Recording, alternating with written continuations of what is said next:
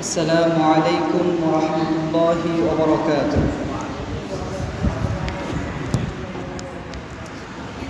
الحمد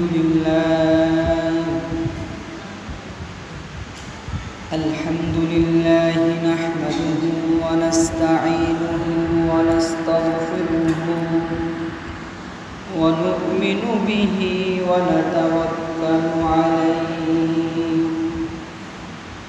ونعوذ بالله من شرور أنفسنا ومن سيئات أعمالنا من يهده الله فلا مضل له ومن يضلله فلا هادي له ونشهد أن لا إله إلا الله ونشهد أن سيدنا وسندنا وحبيبنا وطبيبنا وطبيب قلوبنا ومولانا محمدا عبده ورسوله أرسله بالحق بشيرا ونذيرا وداعيا إلى الله بإذنه وسراجا منيرا فقد قال الله تعالى في كلامه المجيد وفي فرقانه الحميد أعوذ بالله من الشيطان الرجيم بسم الله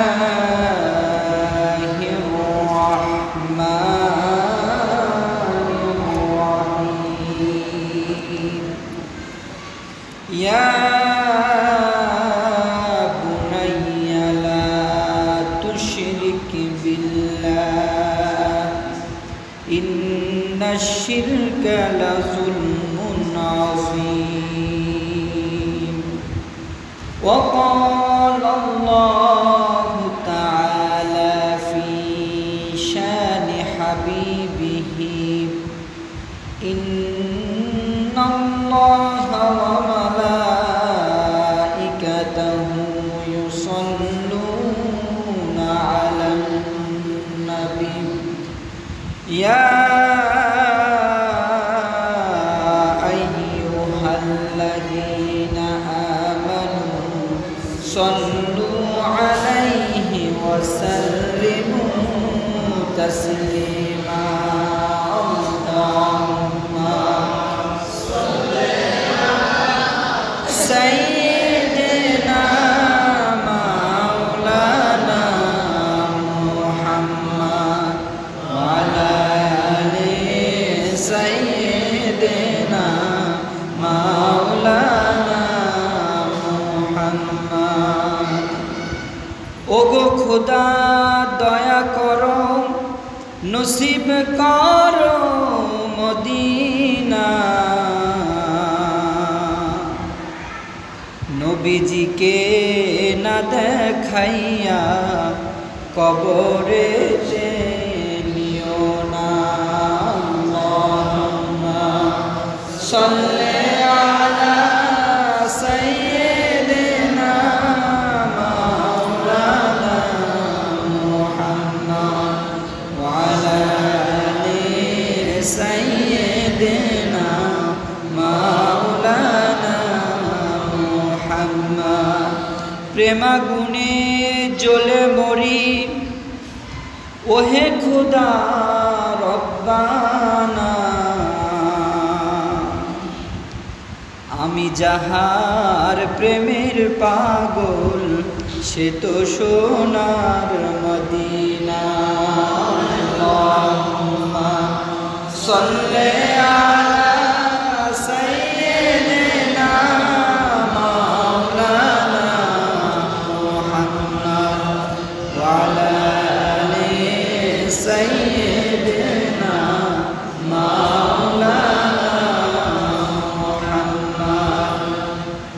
মুআজ্জাজ মুহতারাম সম্মানিত উলামায়ে কেরাম দিনদার ফরেজগার মুত্তাকি মুসলিয়ানি কেরাম আমরা সেই মহাপরাক্রমশালী আল্লাহ রাব্বুল আলামিনের দরবারে শুকরিয়া আদায় করছি যে আল্লাহ সুবহানাহু ওয়া তাআলা আমাদেরকে আদর করে স্নেহ করে দয়া করে অনুগ্রহ করে আজকের সাইয়্যিদুল আইয়াম সপ্তাহের শ্রেষ্ঠ দিনে আল্লাহ সুবহানাহু ওয়া তাআলার পৃথিবীর বুকে আল্লাহর শ্রেষ্ঠ ঘর মসজিদে বসে পৃথিবীর শ্রেষ্ঠ কিতাব আল্লাহ রাব্বুল আলামিনের কোরআন থেকে কথা বলার এবং শোনার তৌফিক দিয়েছেন। সেজন্য আমরা প্রাণ খুলে মহান মনিবের দরবারে শুকরিয়া আদায় করছি আলহামদুলিল্লাহ। দুরুদ ও সালাম প্রেরণ করেছি মানবতার মুক্তির দূত বিশ্বনবী হযরত মুহাম্মদ রাসূলুল্লাহ সাল্লাল্লাহু আলাইহি ওয়াসাল্লামের উপর। সে সকল শহীদ ভাইদের সর্বোচ্চ জান্নাত কামনা করছি যারা বদর উহুদ খন্দক সহ আল্লাহ নবী মুহাম্মদ রাসূলুল্লাহ সাল্লাল্লাহু আলাইহি ওয়াসাল্লামের সাথে তাদের জীবনের শ্রেষ্ঠতম সময়গুলো পার করে দিয়ে তাদের শ্রেষ্ঠ মূল্যবান সম্পদ জীবনকে আল্লাহর রাস্তায় বিলিয়ে দিয়ে সেই ইসলামকে মক্কা মদিনা থেকে আমাদের পর্যন্ত পৌঁছে দিয়েছেন। আমরা আল্লাহর কাছে দোয়া করছি আল্লাহ যেন সেই সাহাবায়ে কেরাম সহ যারা যুগে যুগে দ্বীনের জন্য জীবন দিয়েছেন তাদেরকে আল্লাহ তাআলা জান্নাতুল ফেরদাউস নসিব করুন আমিন। সম্মানিত হাজরিন, আজকের আলোচনার বিষয় হচ্ছে শিরিক। গত সপ্তাহে আমরা আলোচনা করেছিলাম তাওহীদ নিয়ে। তাওহীদ শব্দের অর্থ হচ্ছে একাত্মবাদ, আল্লাহকে এক বলে স্বীকার করা, এটা হচ্ছে তাওহীদ। আর শিরিক শব্দটা হচ্ছে তাওহীদের সম্পূর্ণ বিপরীত একটা বিষয়। শিরিক হচ্ছে আল্লাহর সাথে আরো অংশীদার সাব্যস্ত করা, আল্লাহর মতো অন্য কাউকে পাওয়ারফুল মনে করা, আল্লাহ যেটা দিতে পারেন সেটা অন্য দিতে পারে এই চিন্তা এই ধারণা মনের মধ্যে নিয়ে আসা, এটাই হলো শিরিক। বুঝতে পেরেছেন? যেটা আল্লাহ দিতে পারে সেটা অন্য কারো কাছে চাওয়া, এটাই হলো শিরিক। বুঝতে পারছেন? এই শিরিক অত্যন্ত ভয়াবহ একটি গুনাহ, কবিরা গুনাহ। কোনো মানুষ যদি কবিরা গুনাহ করে, নামাজ না পড়া কবিরা গুনাহ, রোজা রমজানের রোজা না রাখা কবিরা গুনাহ, মিথ্যা কথা বলা কবিরা গুনাহ, মানুষের হক নষ্ট করা কবিরা গুনাহ। এই ধরনের কবিরা গুনাহ যদি কোনো ব্যক্তি করে সে কোনো না কোনো সময় শাস্তি পেয়ে আল্লাহর জান্নাতে যেতে পারবে। কিন্তু কোনো ব্যক্তি যদি আল্লাহর সাথে কাউকে শিরিক করে, আল্লাহর সাথে কাউকে অংশীদার সাব্যস্ত করে, সেই কখনো আল্লাহর জান্নাতে যেতে পারবে না। তাহলে বলেন, কবিরা গুনাহ বড় না শিরিকের গুনাহ তার চেয়ে বড়? শিরিকের গুনাহ তার চেয়ে বড়। কারণ আবার রিপিট করছি, কবিরা গুনাহ করলে কোনো না কোনো সময় আপনি মাপ পেয়ে আল্লাহর জান্নাতে যেতে পারবেন। কিন্তু শিরিকের গুনাহ যদি আপনি করেন, আপনি কখনো আল্লাহর জান্নাতে ঢোকার পারমিশন আপনি পাবেন না। এখন আপনি আমাকে জিজ্ঞেস করতে পারেন, এই কথা কোথায় পেলাম? এই কথা আল্লাহ সুবহানাহু ওয়া তাআলা তার কোরআনে বলছেন। আল্লাহ সুবহানাহু ওয়া তাআলা বলেন, ইন্নাল্লাহা লা ইয়াগফিরু আন ইউশরাকা বিহি ওয়া ইয়াগফিরু দুনা যালিকা লিমান ইয়াশা।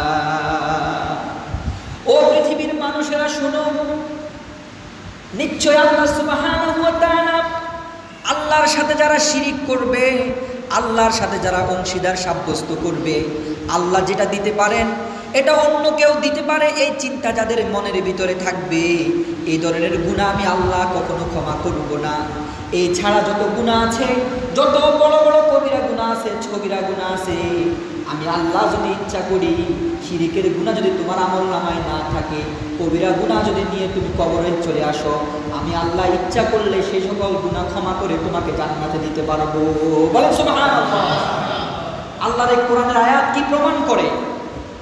আল্লাহর কোরআনের আয়াত প্রমাণ করে কোনো ব্যক্তি যদি শিরিকের গুনাহ না থাকে তার আমলনামায়, এছাড়া যত বড় গুনাহ নিয়ে সে আল্লাহর দরবারে হাজির হবে, আল্লাহ সুবহানাহু ওয়া তাআলা সেটাকে ইচ্ছা করলে মাফ করে দিতে পারবেন। এটা আল্লাহর ইচ্ছা, ইচ্ছা করলে কি করতে পারবেন? তবে কবিরা গুনাহ তওবা করলে মাফ হয়ে যায়। এটা হচ্ছে সবচেয়ে বড় বিষয়।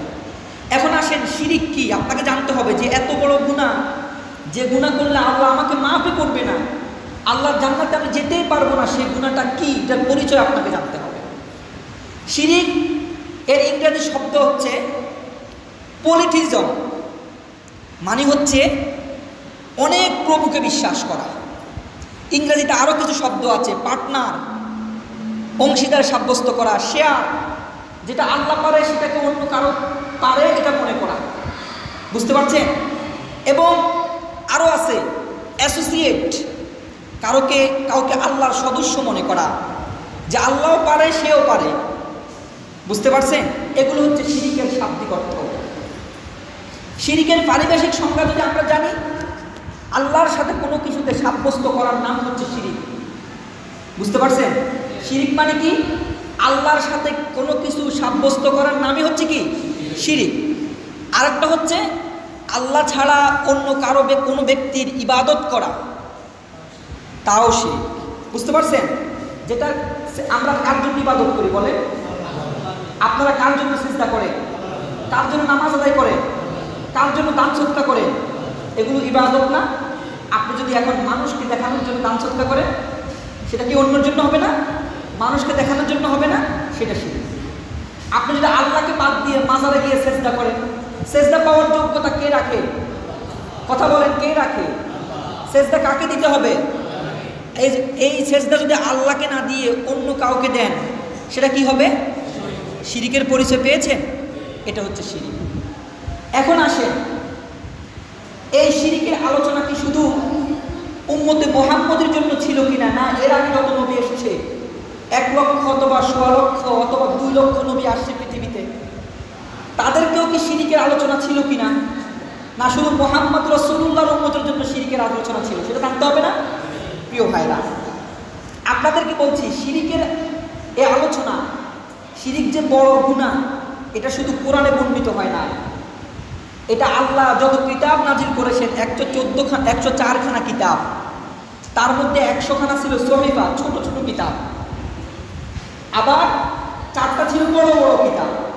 সমস্ত কিতাবগুলোর মধ্যে আল্লাহ সুবহানাহু ওয়া তাআলা শিরিক যে বড় গুনাহ, সেটা আল্লাহ তাআলা খুব সুন্দরভাবে বর্ণনা করেছেন। বলেন সুবহানাল্লাহ। আল্লাহ যুগে যুগে সমস্ত মানুষকে জানিয়ে দিচ্ছে, ও আদমের সন্তানেরা, ও নূহের সন্তানেরা, ইব্রাহিমের সন্তানেরা, ইসমাইলের সন্তানেরা, ইয়াকুবের সন্তানেরা, ইউসুফের সন্তানেরা, যত নবী পৃথিবীতে এসেছে সকলের সন্তানেরা, শুনো, শিরিক এমন একটি পাপ, যে পাপ যদি তুমি করে কবরে আসো, তোমার সমস্ত আমলনামাগুলো, ভালো আমলগুলো নষ্ট হয়ে যাবে। আমি আল্লাহ তোমাকে জাহান্নামে নিক্ষেপ করব। বলেন নাউযুবিল্লাহ। প্রিয় ভাইরা, আল্লাহ সুবহানাহু ওয়া তাআলা হযরত হুদ আলাইহিস সালাতু ওয়াস সালামকে বলছেন, হযরত হুদ আল্লাহর প্রিয় একজন নবী ছিলেন। হযরত হুদ আলাইহিস সালাতু ওয়াস সালাম যখন তার কওমের কাছে আসলেন, হযরত হুদ তার কওমকে কি দাওয়াত দিলেন সেটা আল্লাহ সুবহানাহু ওয়া তাআলা কোরআনের মধ্যে সুন্দরভাবে বর্ণনা করেছেন। আল্লাহ সুবহানাহু ওয়া তাআলা বলেন, ওয়া ইলা আদিন আখাহুম হুদা ক্বালা ইয়া কওমি ইবুদুল্লাহা মা লাকুম মিন ইলাহিন গায়রু। আমার আল্লাহ বলেন, আমি আদ জাতির কাছে তাদের ভাই হুদকে প্রেরণ করলাম। হযরত হুদ তার কওমের কাছে এসে যে দাওয়াতটা প্রথমে দিলেন, তিনি প্রথমে নামাজের দাওয়াত দেয় নাই, তিনি প্রথমে রোজার দাওয়াত দেয় নাই, কোনো ইবাদতের কথা তিনি বলে নাই। প্রথম তিনি যে কথাটি মানুষকে বলেছেন, তিনি মানুষদেরকে বলেছেন, ইয়া কওমি ইবুদুল্লাহ, ও আমার সম্প্রদায়রা, ও আমার উম্মতেরা, শুনো, তোমরা শুধুমাত্র এক আল্লাহর ইবাদত করবা, মা লাকুম মিন ইলাহিন গায়র, ওই আল্লাহ ছাড়া আর কোনো প্রভুর ইবাদত তোমরা করতে পারবা না। বলুন সুবহানাল্লাহ। সেই একাত্মবাদের কথা তিনি বললেন যে গোত্র, আমার সম্প্রদায়, শুনো, এক আল্লাহর শুধু ইবাদত করবা, আল্লাহর সাথে আর কাউকে শরীক সাব্যস্ত করতে পারবা না। এটা কে বলছে? হুদ আলাইহিস সালাতু ওয়াস সালাম তার কওমকে বলছে। তারপরে আসেন নূহ আলাইহিস সালাতু ওয়াস সালাম, আল্লাহর আরেকজন নবী, মুসলমানের কি পিতা? আদি পিতা বলা হয় ওনাকে। হযরত নূহ আলাইহিস সালাতু ওয়াস সালাম, নূহ আলাইহিস সালাতু ওয়াস সালামের পর থেকে পৃথিবী আবার নতুন করে সৃষ্টি হয়েছে, আপনারা জানেন। কারণ আদম আলাইহিস সালাতু ওয়াস সালাম থেকে শুরু করে নূহ আলাইহিস সালাতু ওয়াস সালামের আগ পর্যন্ত পৃথিবী একরকম ছিল। কিন্তু নূহ আলাইহিস সালাতু ওয়াস সালাম যখন পৃথিবীতে আসলেন, যারা নূহ আলাইহিস সালাতু ওয়াস সালামকে বিশ্বাস করে নাই, ঈমান আনে নাই, আল্লাহ সুবহানাহু ওয়া তাআলা ওই জাতিটাকে পুরোপুরি বন্যা দিয়ে আল্লাহ তাআলা পুরো জাতিকে ডুবিয়ে মেরে ফেলছেন। তাহলে শুধু মুসলমানরা তখন বেঁচে ছিলেন, মাত্র 80 জন মুসলমান। কতজন? 80 জন মুসলমান বেঁচে ছিলেন। আর নূহ আলাইহিস সালাতু ওয়াস সালাম নিজে বেঁচে ছিলেন। এই ছাড়া বাকি পৃথিবীর সমস্ত মানুষগুলোকে, যারা আল্লাহর ইবাদত করে নাই, আল্লাহর সাথে মানুষদেরকে শরীক করেছে, অংশীদার সাব্যস্ত করেছে, আল্লাহ তাআলা সেই পুরো জাতিটাকে পানিতে ডুবিয়ে মেরে ফেলছেন। বলেন নাউজুবিল্লাহ। হযরত নূহ তার জাতিকে কি দাওয়াত দিয়েছে সেটা আল্লাহ তাআলা কোরআনে বলছেন। আল্লাহ সুবহানাহু ওয়া তাআলা বলেন, লাকাদ আরসালনা নূহান ইলা কওমিহি ফাকালা ইয়া কওমি ইবুদুল্লাহা মা লাকুম মিন ইলাহিন গায়র। আমি নূহকে তার জাতির কাছে প্রেরণ করেছি এবং তাকে বলে দিয়েছি, তুমি তোমার জাতিকে এই কথাগুলো বলো, ও আমার জাতি শুনো, এক আল্লাহর ইবাদত করবা, আল্লাহর সাথে আর কাউকে শরীক করবা না। যত ক্ষমতা আছে, যত শক্তি আছে, যত কল্যাণ অকল্যাণ আছে, সব একমাত্র আল্লাহর কাছ থেকে আসে। এই কথা তুমি তোমার জাতির কাছে বর্ণনা করে দাও এবং জাতিকে বলে দাও, এক আল্লাহর ইবাদত ছাড়া আর দুনিয়ায় কারো ইবাদত করা যাবে না। বলো সুবহানাল্লাহ। পৃথিবীর মানুষেরা আল্লাহর কোরআন বারবার বলছে। হযরত হুদ যে দিকে দাওয়াত দিয়েছেন, যে ইলার দিকে দাওয়াত দিয়েছেন, নূহ আলাইহিস সালাতু ওয়াস সালাম একই খোদার দিকে দাওয়াত দিয়েছে। কোনো ভিন্ন আয়াত আছে? একই আয়াত। আয়াতের দিকে আপনি খেয়াল করলে বুঝবেন, তিনিও বলছেন উবুদুল্লাহ মা লাকুম মিন ইলাহিন গায়র। হযরত নূহ এসে বলছেন উবুদুল্লাহ মা লাকুম মিন ইলাহিন গায়র। একই আয়াত না? একই কথা। সব নবীদের দাওয়াত ছিল এক আল্লাহর প্রতি শুধু আহ্বান ছিল নবীদের কাজ। তারা আর কোনো মানুষকে আল্লাহর সমকক্ষ মনে করতে তারা নিষেধ করেছে, আর বিশ্বাস করতে বলবা না। এখন আসেন, হযরত শুআইব আলাইহিস সালাতু ওয়াস সালাম তার উম্মতকে কি দাওয়াত দিয়েছেন সেটাও তো জানতে হবে। হযরত শুআইব সম্পর্কে আল্লাহ বলেন, ওয়া ইযা মাদিয়ানা আখাহুম শুআইবা ক্বালা ইয়া কওমি ইবুদুল্লাহা মা লাকুম মিন ইলাহিন গায়র। আমি মাদিয়ানবাসীর ভাই মাদিয়ানদের নিকট আমি আমার বান্দা শুআইব আলাইহিস সালাতু ওয়াস সালামকে প্রেরণ করেছি। শুআইব ও নূহ যেমন বলেছে, হযরতে হুদ আলাইহিস সালাতু ওয়াস সালাম যেমন কথা বলেছে, একই কথা বলেছে। শুআইব বলেছে, ও আমার জাতি, এক আল্লাহর ইবাদত করো, তার সাথে আর কাউকে শরীক করো না। বলুন সুবহানাল্লাহ। আপনাদের কাছে তিনজন নবীর কথা বললাম। প্রথমে বললাম হুদ, তারপরে বললাম নূহ, তারপরে বললাম শুআইব। দাওয়াত কি এক ছিল না ভিন্ন ছিল? আয়াত কি এক না ভিন্ন? এক আয়াত, একই কথাবার্তা, সকল নবী এক কথা বলছে। এখন আসেন, সালেহ আলাইহিস সালাতু ওয়াস সালাম তার উম্মতের কাছে কি দাওয়াত দিয়েছে? আল্লাহ বলেন, ওয়া ইলা সামুদ আখাহুম সালিহা ক্বালা ইয়া কওমি ইবুদুল্লাহা মা লাকুম মিন ইলাহিন গায়র। আমি সামুদ জাতির নিকট তাদের ভাই সালেহকে প্রেরণ করেছি। সালেহও একই কথা বলেছে। সালেহ বলছে, ও আমার জাতিরা শুনো, তোমরা এক আল্লাহর ইবাদত করবা, ওই আল্লাহর সাথে আর কাউকে তোমরা শরীক করো না। বলো সুবহানাল্লাহ। প্রিয় ভাইরা, এভাবে যদি প্রত্যেক নবীর দাওয়াতের কথা আপনাদেরকে বলি তাহলে দেখবেন প্রত্যেক নবীর দাওয়াত ছিল এক। কোরআনের মধ্যে আল্লাহ সুবহানাহু ওয়া তাআলা 25 জন নবীর নাম বর্ণনা করেছে। কতজন জানেন তো নাকি? না তো অনেকে নতুন শুনছে। আল্লাহর যে 1 লক্ষ অথবা 1.5 লক্ষ পয়গাম্বর পৃথিবীতে আসছে, কোরআনে মাত্র বর্ণনা হয়েছে কত জনের নাম? 25 জনের নাম।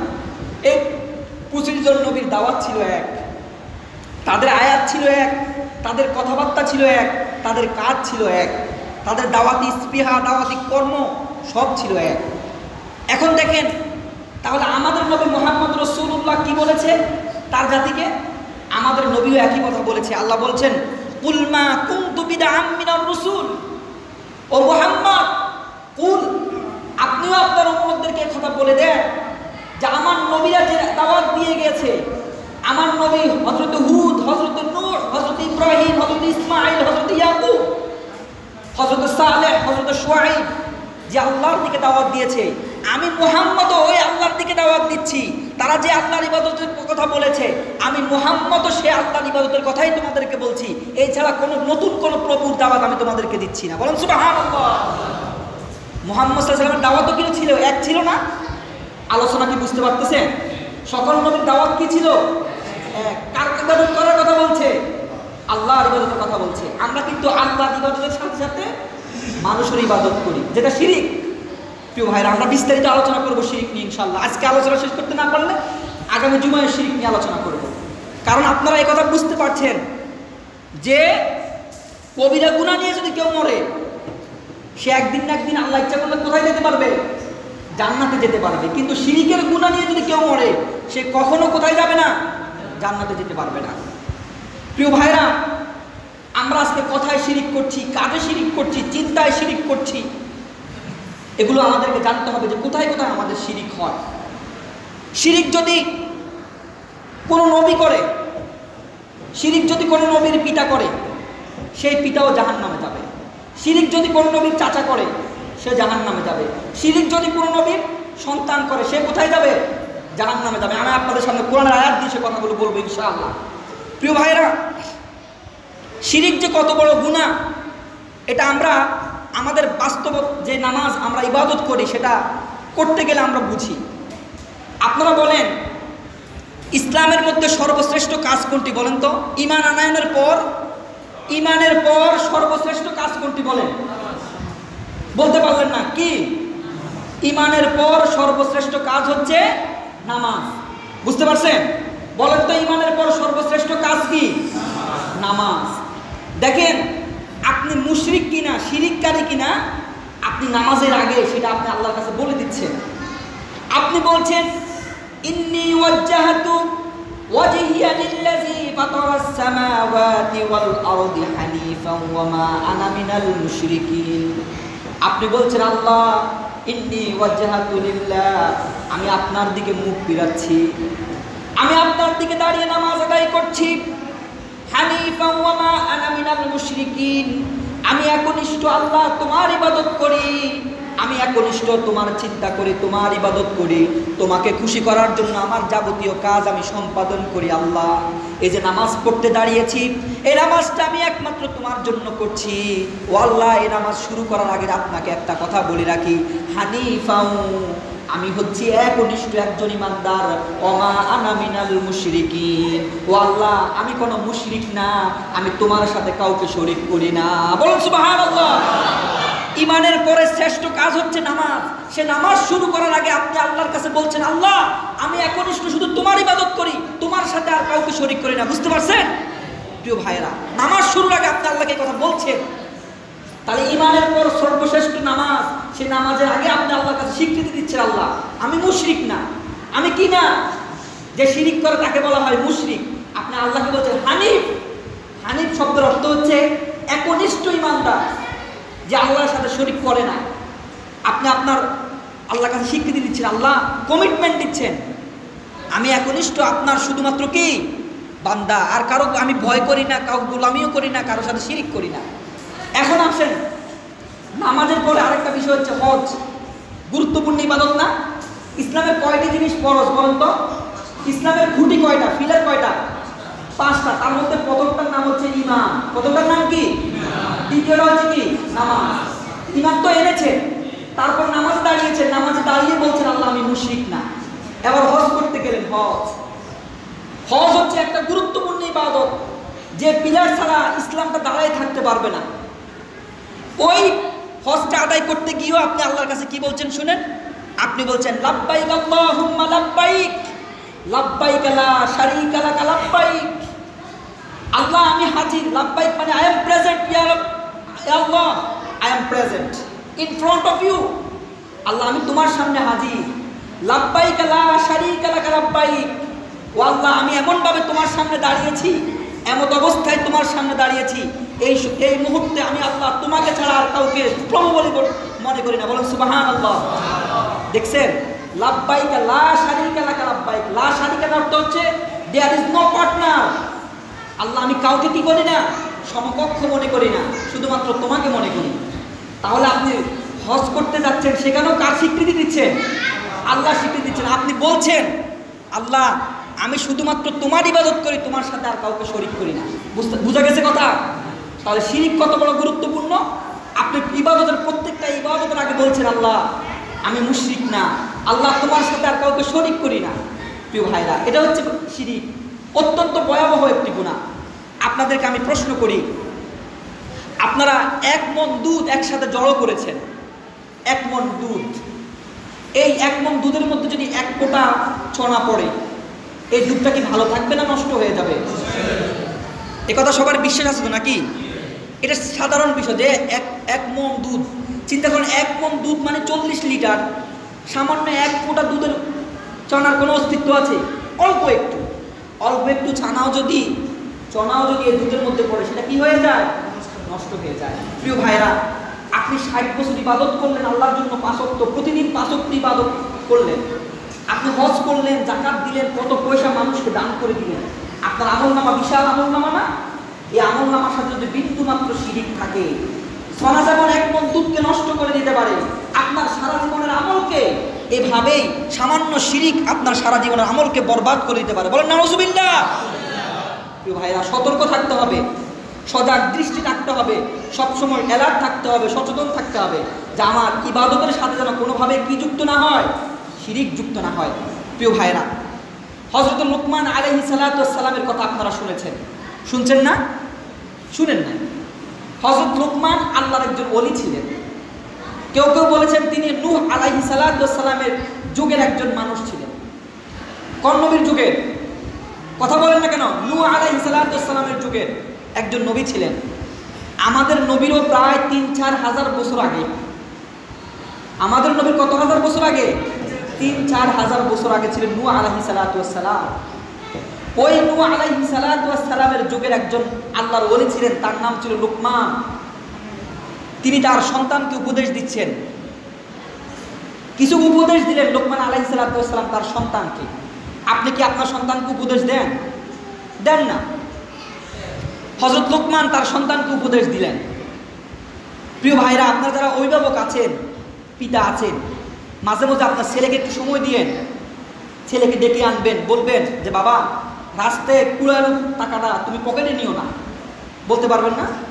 মুরব্বীদেরকে দেখলে সালাম দিও, আল্লাহ গুনাহ দিবে। আমরা অনেকে বলি বাবা সালাম দাও, গুনাহ দিবে, আল্লাহ গুনাহ দিবে, এরকম বলি না? এরকম সন্তান বড় হলেও উপদেশ দিবেন, ছোট হলেও উপদেশ দিবেন, কারণ আপনি হচ্ছেন আপনার সন্তানের সবচেয়ে বড় শিক্ষক। বুঝেন নাই? আপনি শিক্ষা দিবেন যে কোনো কিছু চুরি করে পাওয়া মাল কখনো পকেটে দিবা না, মুরব্বী দেখলে সালাম দিবা, কারোর সাথে মিথ্যা কথা বলবা না, এই কথাগুলো সন্তানকে বলবেন। হযরত লুকমান আলাইহিস সালাতু ওয়াস সালাম আরো 6000 বছর আগে তার সন্তানকে কিছু উপদেশ দিলেন।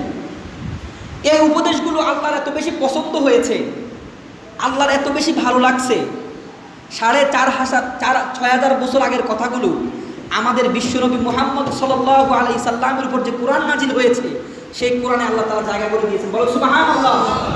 বুঝেন নাই? ধরেন এখানে চাচা আছেন, উনি তার সন্তানকে এমন একটা উপদেশ দিচ্ছেন, সে তার উপদেশটা আল্লাহ এত বেশি পছন্দ করছে, আল্লাহ যখন কিতাব নাজিল করলেন তার কথাগুলো সেই কিতাবে নিয়ে আসছেন। তাহলে কথাগুলো অনেক গুরুত্বপূর্ণ না? সেই কথাগুলো, গুরুত্বপূর্ণ কথাগুলোর প্রথম কথাটা কি ছিল এটা আমাদেরকে জানা উচিত না? এখানে অনেকগুলো কথা ছিল, 11টা কথা। আমরা আজকে ওই 11টা নিয়ে আলোচনা করব না, আমাদের মূল টপিক যেটা সেটার উপর আলোচনা করব। হযরত লুকমান আলাইহিস সালাম তার সন্তানকে কাছে ডেকে নিয়ে আসে কিছু উপদেশ দিলেন। তার প্রথমটা ছিল এরকম, ইয়া বুনাইয়া লা তুশরিক বিল্লাহ ইন্নাশ শিরকা লাযুলমুন আযীম। ও আমার সন্তান, ও আমার প্রিয় পুত্র, আমার আদরের সন্তান, শোনো, আমি তোমাকে কিছু উপদেশ দিচ্ছি। তার মধ্যে প্রথমটা হলো এই, ইয়া বুনাইয়া লা তুশরিক বিল্লাহ, আমার সন্তান, আল্লাহর সাথে তুমি কাউকে কখনো শরীক করো না। ইন্নাশ শিরকা লাযুলমুন আযীম, সন্তান শুনে রাখো, আল্লাহর সাথে শিরিক করা পৃথিবীর মধ্যে সবচেয়ে বড় অপরাধ। বলেন সুবহানাল্লাহ। সন্তানটি কি প্রথমে সালামের ওয়াজ করছে, যাকাতের ওয়াজ করছে, নামাজের ওয়াজ করছে? কিসের ওয়াজ করলো প্রথমে? আল্লাহর সাথে যেন কাউকে শিরিক না করে। তিনি বলছেন ইন্নাশ শিরকা লাযুলমুন আযীম, সন্তান তুমি শুনে রাখো, আল্লাহর জমিনে, আকাশের নিচে জমিনের উপরে সবচেয়ে ভয়াবহ অপরাধ হলো আল্লাহর সাথে কাউকে শিরিক করা। সুবহানাল্লাহি ওয়া বিহামদিহি। প্রিয় ভাইরা, তাহলে এই টপিকটা আমাদেরকে বুঝতে হবে। আল্লাহর সাথে জীবন চলে যাবে, আপনাকে মেরে মেরে টুকরো করে দেওয়া হবে, তবুও যদি বলে যে তুই আমাকে খোদা মান, মানতে রাজি আছেন? মানতে রাজি হবেন না। কারণ আপনাকে এখন যদি হত্যা করে ফেলা হয়, আপনি একটু পরে মারা যাওয়ার পর আল্লাহ জান্নাতে প্রবেশ করার সুযোগ আছে। কিন্তু তাকে যদি খোদা মানেন, খোদা মানার পর যদি একটু পরে তো আবার মারা যাবেন যে কোনো সময়, আপনি সারা জীবন চিরস্থায়ী জাহান্নামে থাকবেন। আল্লাহ নবী সাল্লাল্লাহু আলাইহি সাল্লাম বলছেন, লা তুশরিক বিল্লাহ ওয়া ইন হুররিকতা ওয়া কুতিলতা। ও সাহাবীরা, আল্লাহর সাথে কাউকে শরীক করবে না। যদি তোমাকে হত্যা করা হয়, তোমার গায়ে আগুন লাগিয়ে তোমাকে পুড়ে ফেলা হয়, তারপরেও আল্লাহর সাথে জীবনে কাউকে শরীক করো না। বলেন সুবহানাল্লাহ। আপনারা রাজি আছেন তো? রাজি থাকতে হবে প্রিয় ভাইরা। তারপরে শুনেন, হযরত ইব্রাহিম আলাইহিস সালামের কথা আপনারা জানেন না? হযরত ইব্রাহিম আলাইহিস সালাম একবার আল্লাহকে বললেন, আল্লাহ তাআলা, আল্লাহর সাথে হযরত ইব্রাহিম আলাইহিস সালামের একটা ডিল হলো, একটা চুক্তি হলো যে ইব্রাহিম আলাইহিস সালামকে পৃথিবীতে সবচেয়ে বেশি পরীক্ষা করা হয়েছে। আল্লাহ তাআলা সবচেয়ে কি করছেন? বেশি পরীক্ষা করা হয়েছে। নমরুদ ইব্রাহিম আলাইহিস সালামকে অগ্নিকুণ্ডে নিক্ষেপ করছে না? আপনারা তো জানেন নাকি? বিশাল আগুনের কুণ্ড তৈরি করে হযরত ইব্রাহিম আলাইহিস সালামকে সেখানে নিক্ষেপ করা হয়েছে। আল্লাহর উসিলায় তিনি বেঁচে গেছেন, আল্লাহর রহমতে তিনি বেঁচে গেছেন। হযরত ইব্রাহিম আলাইহিস সালামের 87 বছর বয়স, বাচ্চা হয় না। 87 বছর বয়সে গিয়ে আল্লাহ তাআলা একটা বাচ্চা দিচ্ছে। বাচ্চা দেওয়ার 2-3 বছর পর, বাচ্চা দেওয়ার 4 মাস পরে বললেও, বাচ্চা জন্ম হয়েছে ইরাকে, তাকে বলছে মক্কায় দিয়ে আসো, এমন জায়গায় দিয়ে আসো যে জায়গায় কোনো খাবার নাই, পানি নাই, কিচ্ছু নাই। এ বাচ্চা সেখান থেকে বড় হলো। বড় হওয়ার যখন 5-7 বছর 10 বছর হলো, আল্লাহ তাআলা তাকে আবার নির্দেশ করলো, তোমার এই আদরের সন্তানটাকে জমা করে দাও। জানান না এই ঘটনা? তাহলে পৃথিবীতে সবচেয়ে বেশি পরীক্ষার সম্মুখীন কে হয়েছে? হযরত ইব্রাহিম আলাইহিস সালাম এবং নবীরা। হযরত ইব্রাহিম আলাইহিস সালামের সাথে আল্লাহর একটা ডিল হয়েছে, চুক্তি হয়েছে যে তোমাকে আমি কিয়ামতের মাঠে কখনো তোমার কথার বাহিরে, তুমি যেটা আমার কাছে চাইবা তার বাহিরে আমি তোমাকে কোনো কিছু দান করব না। হযরত ইব্রাহিম আলাইহিস সালামের আব্বা ছিলেন মুশরিক, জানেন তো নাকি? নাম ছিল আজর। তিনি নিজে মূর্তি বানাইতেন। কি বানাইতেন? মূর্তি বানিয়ে বিক্রি করতেন, মানুষ সেই মূর্তির পূজা করত। জানেন তো এগুলা? তাহলে পৃথিবীতে শ্রেষ্ঠ পরীক্ষার সম্মুখীন হয়েছেন হযরত ইব্রাহিম আলাইহিস সালাম। হযরত ইব্রাহিম আলাইহিস সালাম বলেন, কিয়ামতের দিন আমি আমার বাবাকে দেখতে পাবো। আমার বাবার পুরো গায়ের মধ্যে ধুলাবালি লাগানো আছে, মুখটা একবারে মলিন, ধুলাবালু ভরা। আমার বাবার গলার মধ্যে লোহার শিকল পরানো, আমার বাবার পায়ের মধ্যে লোহার শিকল পরানো। এমন অবস্থা আমি আমার বাবাকে দেখতে পাবো। আমার বাবাকে টেনে টেনে জাহান্নামের দিকে নিয়ে যাওয়া হচ্ছে। আমার বাবা আমাকে দেখার পরে বলবেন, ও ইব্রাহিম, আমি তোমার বাবা আজর, আল্লাহ আমাকে জাহান্নামের দিকে নিয়ে যাচ্ছে, আর তুমি তো আল্লাহর নবী, আমার জন্য একটু সুপারিশ করো। আল্লাহ হযরত ইব্রাহিম আলাইহিস সালাম আল্লাহর কাছে সুপারিশ করবেন, ও আল্লাহ, আমার বাবাকে তুমি জাহান্নাম থেকে মুক্তি দিয়ে জান্নাতে নিয়ে যাও। আল্লাহ বলবেন, ইব্রাহিম, তোমাকে না পৃথিবীতে বলে দিয়েছি যারা শিরিক করবে তাদেরকে কখনো জান্নাতে দেওয়া হবে না। আমি আল্লাহ তাদের জন্য জাহান্নামকে জান্নাতকে হারাম করে দিয়েছি, তোমাকে বলেছিলাম। আমি তোমাকে সেটাও বলেছি যে কিয়ামতের দিন তোমাকে আমি কখনো অপমানিত করব না, তোমার কথার বাহিরেও যাব না। হযরত ইব্রাহিম এই কথা বলার পর আল্লাহ বললেন, ইব্রাহিম আমার দিকে তাকাও, আকাশের দিকে তাকাও। ইব্রাহিম আকাশের দিকে তাকাবে, তারপর আল্লাহ বলবেন, ইব্রাহিম এবার জমিনের দিকে তাকাও। আকাশের দিকে তাকানো শেষ হলে হযরত ইব্রাহিম আলাইহিস সালাতু ওয়াস সালাম জমিনের দিকে তাকাবেন। জমিনের দিকে তাকানোর পর দেখবেন তিনার পিতা যেখানে যে জায়গায় ছিল লোহার শিকল বাঁধানো, সেখানে আর কোনো মানুষের চিহ্ন নাই, একটা শূকরের চিহ্ন। একটা শূকরের গলার মধ্যে ডান্ডা বেড়ি পরানো আছে, একটা শূকরের পায়ের মধ্যে ডান্ডা বেড়ি পরানো আছে। ফেরেশতারা সেই শূকরটিকে টেনে টেনে জাহান্নামে নিয়ে যাচ্ছে। বলেন নাউজুবিল্লাহ। কথা কি বুঝতে পেরেছেন? জাহান্নামে মুশরিকদেরকে জাহান্নামে অবশ্যই দিবে। শুধু ইব্রাহিমের খাতিরে তার বাবাকে শূকরের আকৃতি করে জাহান্নামে নিক্ষেপ করা হয়েছে। প্রিয় ভাইরা, একজন নবীর পিতা যদি আল্লাহর সবচেয়ে পছন্দের নবী হযরত ইব্রাহিম, তার বাবাকে যদি শিরিক করার কারণে আল্লাহ তাআলা মুক্তি না দেন, আপনার আমার মুক্তির কোনো উপায় আছে? উপায় আছে? আপনাদের কারো বাবা কি একবার পীর সাহেব আছে অথবা ওলি আছে, নবী আছে? আপনার আমার অবস্থা আরো ভয়াবহ। প্রিয় ভাইরা, আমাদের জন্য সমাধান একটা, জাহান্নাম থেকে বাঁচার সমাধান কয়টা? একটা, সেটা হচ্ছে আল্লাহর সাথে শিরিক করা থেকে আমাদেরকে বিরত রাখতে হবে। প্রিয় ভাইরা, স্যার তো অনেক পরে আসছেন, আমি ভাবছি স্যার প্রথম থেকে থাকবেন, তাহলে আজকে আলোচনাটা আরো প্রাণবন্ত হতো। আমরা আজকে আলোচনার মূল টপিকটা হচ্ছে শিরিক। আমরা বলছিলাম যে শিরিক অত্যন্ত ভয়াবহ বড় একটি গুনাহ। আল্লাহ তাআলা বলেছেন, কোনো ব্যক্তি যদি পাহাড় পরিমাণ কবিরা গুনাহ করেও যদি সে মরে যায়, তার সে আমলনামায় যদি শিরিকের কোনো গুনাহ না থাকে, তাহলে আল্লাহ সুবহানাহু ওয়া তাআলা সেই ইচ্ছা করলে সেই কবিরা গুনাহগুলোকে ক্ষমা করে দিয়ে আল্লাহ তাকে জান্নাতে দিবেন, আল্লাহ ইচ্ছা করলে। কিন্তু শিরিকের গুনাহ যদি তার আমলনামায় থাকে আর তার আমল যদি আকাশ পরিমাণ হয়, ভালো কাজ যদি কি পরিমাণ হয়? আকাশ পরিমাণও যদি হয়, সে আকাশ পরিমাণ ভালো কাজের সাথে যদি বিন্দু পরিমাণ শিরিকের গুনাহ থাকে, তাহলে আল্লাহ তাআলা তাকে কখনো জান্নাতে দিবে না। সেটার প্রমাণ হযরত ইব্রাহিম আলাইহিস সালাতু ওয়াস সালামের পিতা। বুঝতে পারছেন তো? আমরা আরো বলি, আপনারা নূহ আলাইহিস সালাতু ওয়াস সালামের কথা একটু আগে আমরা আলোচনা করেছি। নূহ আলাইহিস সালাতু ওয়াস সালাম ছিলেন আমাদের জাতির পিতা। মুসলমানদের কি পিতা? জাতির পিতা। মুসলমানদের আদি পিতার নাম কি? হযরত আদম আলাইহিস সালাতু ওয়াস সালাম। জাতির পিতার নাম ইব্রাহিম আলাইহিস সালাতু ওয়াস সালাম। হযরত ইব্রাহিম আলাইহিস সালাতু ওয়াস সালামের দাওয়াতের মধ্যে তিনি 950 বছর মানুষদেরকে দাওয়াত দিয়েছে। কত বছর? 950 বছর মানুষদেরকে আল্লাহর দিকে দাওয়াত দিয়েছে। হযরত ইব্রাহিম, হযরত নূহ আলাইহিস সালাতু ওয়াস সালাম বলেন, রব্বি ইন্নী দাউতু কওমি লাইলা ওয়া নাহারা ফালাম ইয়াজিদহুম দুআই ইল্লা ফিরারা। আয় আল্লাহ তাআলা, আমি আমার জাতিকে 950 বছর সকাল সন্ধ্যায় রাতে দুপুরে সার্বক্ষণিক তাদেরকে তোমার দিকে দাওয়াত দিয়েছি। এই মানুষগুলো দাওয়াত তো গ্রহণ করে নাই, বরং আমাকে যেখানে দেখেছে আমার কাছ থেকে দৌড়িয়ে পালায়ে গিয়েছে। আল্লাহ তাআলা, আজকের এই জাতিটাকে তুমি তার সমূলে ধ্বংস করে দাও। বলেন নাউজুবিল্লাহ। হযরত নূহ আলাইহিস সালাতু ওয়াস সালাম 950 বছর দাওয়াত দিয়েছে, মাত্র 80 জন মুসলমান হয়েছে। কতজন? এই 80 জনের মধ্যে হযরত নূহ আলাইহিস সালাতু ওয়াস সালামের স্ত্রী ইসলাম ধর্ম গ্রহণ করে নাই। নূহ আলাইহিস সালাতু ওয়াস সালামের ছেলে কানান, তিনিও ইসলাম ধর্ম গ্রহণ করে নাই। বুঝতে পারছেন?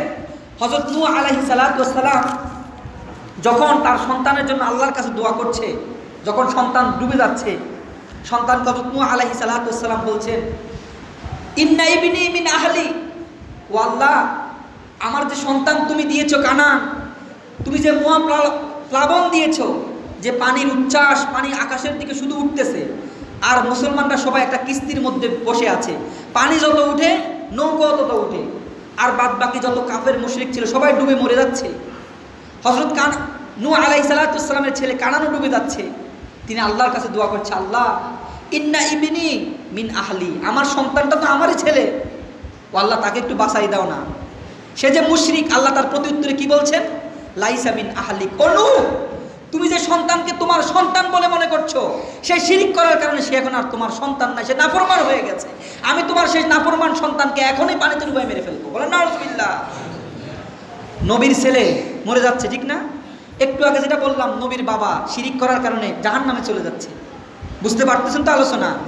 এখন আসেন, আমাদের নবী মুহাম্মদ রাসূলুল্লাহ সাল্লাল্লাহু আলাইহি সাল্লামের চাচা নাম কি ছিল? আবু তালেব। আল্লাহ রসুলকে সবচেয়ে বেশি সাহায্য সহযোগিতা তিনি করেছেন।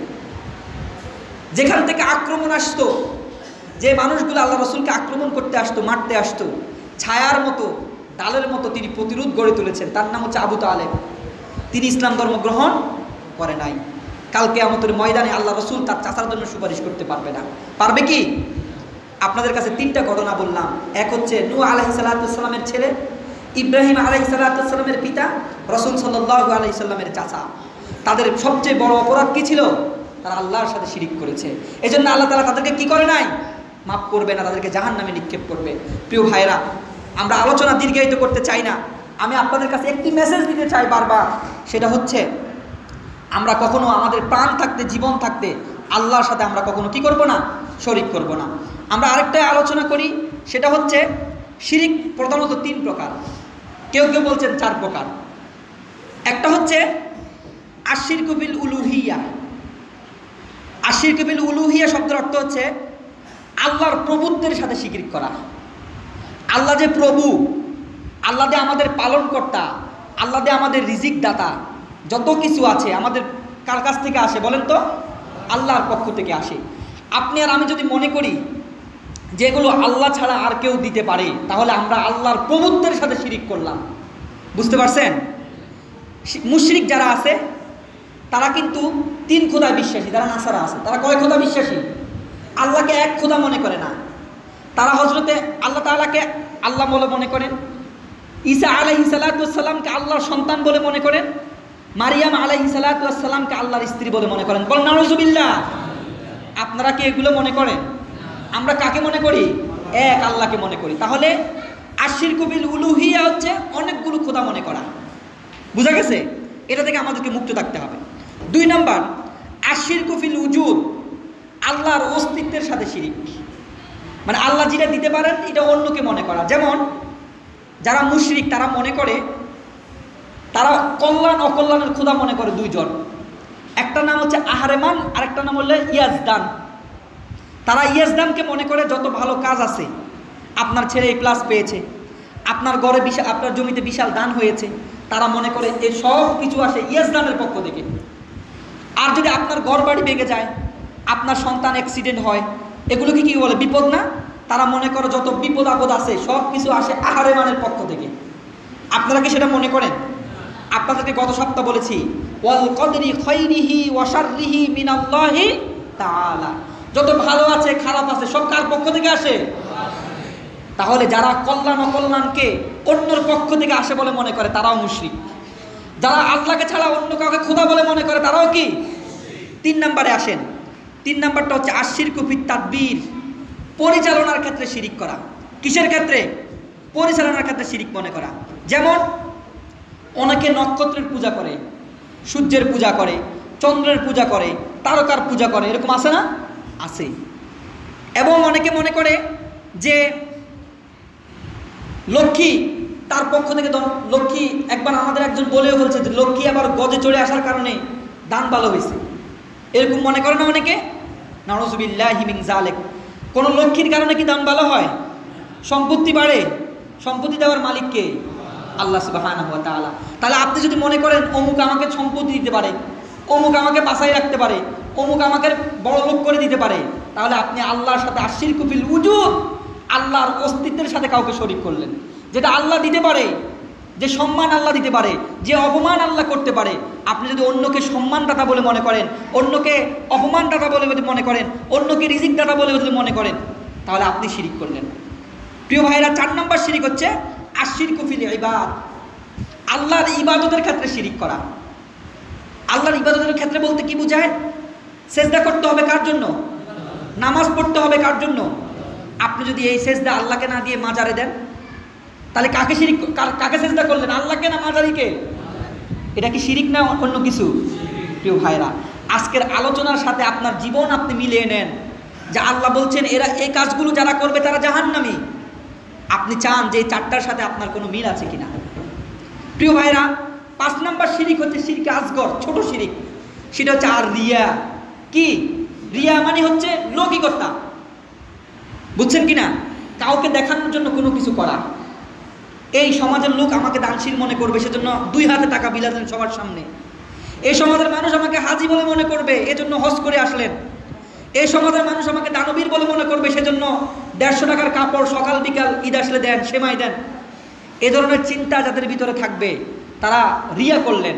আল্লাহ রাসূল বলছেন ইবাদতের ক্ষেত্রে রিয়া হচ্ছে একটা ছোট শিরিক। প্রিয় ভাইরা, আমাদের আরো অনেক কথা আছে বলার।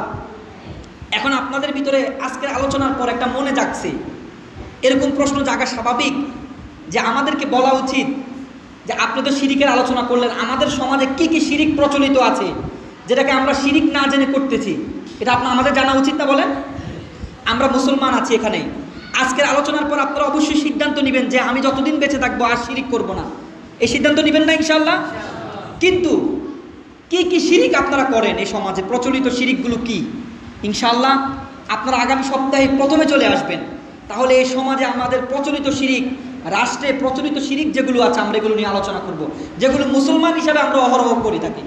কিন্তু এটা মনে করি না এটাতে শিরিক হচ্ছে, এটা জানিও না। বুঝতে পারছেন? না জেনে শিরিক করলেও জাহান্নামী, জেনে করলেও জাহান্নামী। আপনাদেরকে বলি, এই যে এখানে সকেট আছে, বিদ্যুতের সকেট, একটা বাচ্চা যদি এই সকেটের ভিতরে আঙ্গুল ঢুকিয়ে দেয় তাকে কারেন্টে ধরবে? বলেন তো ধরবে কিনা? সে তো বুঝে না, সে যা হাত দিল। বিদ্যুতের কাজ হচ্ছে বুঝুক আর না বুঝুক, যেটা অনিরাপদ, যেটা বিপজ্জনক, সেখানে হাত দিলেই শর্ট করবে, সেটা আবার বাচ্চা হোক আর বুড়া হোক। শিরিকের কাজ হচ্ছে সে বুঝে করুক আর অবুঝে করুক, সেটা করবে তো সে জাহান্নামে যাবে। প্রিয় ভাইরা, হোয়াট ইজ দ্য শিরিক? We have to remember that, we have to find out that. শিরিক কোনটা এটা আমাদেরকে বাইর করতে হবে, শিরিক কোনটা সেটা আমাদেরকে জানতে হবে। আল্লাহ তাআলা আমাদেরকে শিরিক মুক্ত ইবাদত করার তৌফিক দান করে, বলে আমিন। যতদিন বেঁচে থাকবো আল্লাহ তাআলা যেন আমাদের জীবনের সাথে কখনো শিরিক মিশ্রিত না হয়, সেই তৌফিক আমাদেরকে দেখ, বলে আমিন। হাযা মা ইনদি ওয়া কুল্লু ইলমিন মিনাল্লাহ। ওয়াসসালামু আলাইকুম।